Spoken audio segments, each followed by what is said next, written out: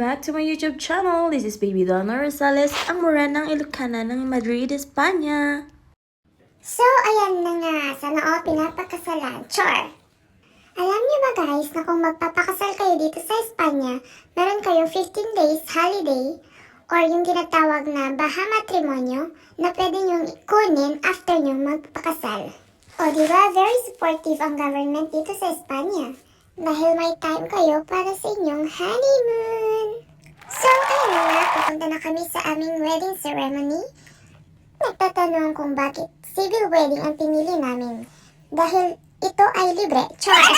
Yes po, libre po ang pagpapakasal sa Rehistro Civil ng Madrid, Espanya. So, ayan na nga po yung aming intimate civil wedding.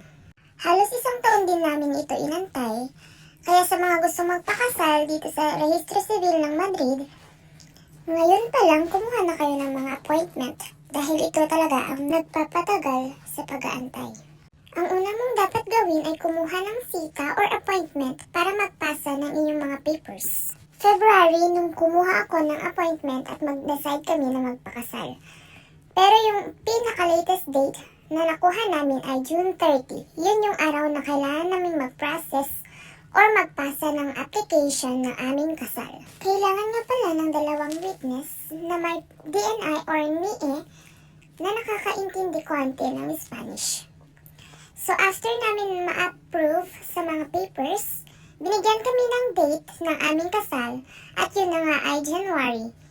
So akalain mo yun, 6 months yung inantay namin at yun yung pinaka-latest date na available sa Rehistro Civil. At yun na nga, dumating din ang araw.